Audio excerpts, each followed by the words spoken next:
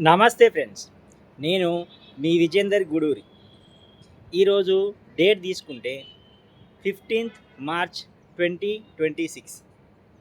ఈరోజు ప్రధాన టాపిక్ తీసుకుంటే ఎల్పిజి ఇంధన కొరత సమస్యలు. మనకు ప్రధాన సమస్యగా ఇదే ఉంది. ఇప్పుడు చూడొచ్చు, మనకు దేశవ్యాప్తంగా ఎల్పిజి, సిఎన్జి కొరత తీవ్రమయ్యే అవకాశాలు కనిపిస్తూ ఉంది. దీని యొక్క ఎఫెక్ట్ వేటిపైన ఉంటుంది ఎక్కువగా. మనకు తెలుసు, రెస్టారెంట్లు మెయిన్గా ఏంటంటే రెస్టారెంట్లు, హోటళ్ళు, చిన్న చిన్న వ్యాపారాలు, వీళ్ళ అంటే ఆ యొక్క హోటల్స్లో పనిచేసే సిబ్బంది, వీటితో పాటు ఇంకా కొంతమందికి వారిపైన తీవ్రమైన ప్రభావం కనిపిస్తూ ఉన్నది. అందులో చెప్పుకోదగిన వాళ్ళు ఏంటంటే డెలివరీ బాయ్స్. అంటే ఈ స్విగ్గీ, జొమాటో, ఈ డెలివరీ బాయ్స్ అంటే వీళ్ళు ప్రధానంగా ఈ హోటల్స్ పైనే ఆధారపడి ఉంటారు. అంటే వీళ్ళకు డైలీ ఆర్డర్స్ చూసుకుంటే ఒక 20 to 30 ఆర్డర్స్ వాళ్ళు డైలీ చేసుకుంటూ ఉంటారు. ఒక ఆర్డర్కు యావరేజ్గా 50 to 60 రూపీస్ మనం కౌంట్ చేసుకుంటే డైలీ ఒక 30 ఆర్డర్స్ తీసుకున్నా కూడా 30 into 60 తీసుకున్న 6 into 3 18 మీన్స్ డైలీ వాళ్ళు ఒక 1800 రూపీస్ సంపాదించుకోగలుగుతారు. అందులో 800 రూపాయలు పెట్రోల్కు ఇతర అలవెన్స్ పోయినా కూడా వాళ్ళకి రఫ్గా ఒక 1000 రూపాయల వరకు మిగిలే సూచనలు ఉండే. కానీ ఇప్పుడు ఆ పరిస్థితి కనిపిస్తలేదు. వాళ్ళకి డైలీ 5 to 10 ఆర్డర్సే వస్తున్నాయని చెప్పేసి కొంతమంది చెప్తా ఉన్నారు. అంటే 5 to 10 ఆర్డర్స్ అంటే రఫ్గా ఒక ఆర్డర్కు 50 రూపీస్ వేసుకున్నా కూడా 10 into 50 500 రూపీసే. 500 రూపీస్ లోపల వాళ్ళ పెట్రోలు, ఇతర అలవెన్స్ ఖర్చులు తీసేసుకుంటే వాళ్ళకి మిగిలేది ఎంత? చాలా తక్కువ అమౌంట్ అవుతుంది. అదే ఇప్పుడు ఈ యొక్క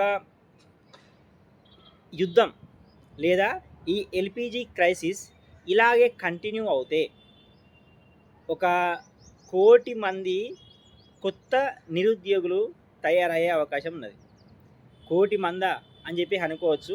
ఈ పాయింట్ కరెక్టే.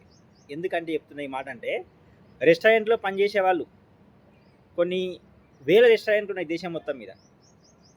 దాంతోపాటు ఈ స్విగ్గీ, జొమాటో పనిచేసే ఈ గిగ్ వర్కర్లే వాళ్ళు 1 కోటి మంది దాకా ఉంటారు.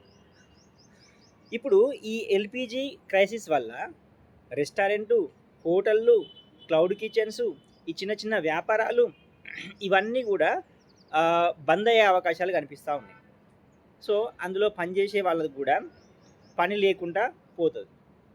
ఆల్రెడీ మనం ఇప్పుడు ఎల్పిజి సిలిండర్కి సంబంధించి చూసుకుంటే 25 డేస్కి ఒకటి మనకు డెలివరీ అవకాశం ఉంది. ఏది గ్యాస్ సిలిండర్ మనం బుక్ చేసుకున్న తర్వాత అది రావడానికి 25 డేస్ పడతా ఉన్నది. అదే విలేజ్ల లోపల దాన్ని 45 డేస్కి ఏమో పెంచినట్టుగా చెప్తా ఉన్నారు. అయితే ఈ గ్యాస్ సమస్య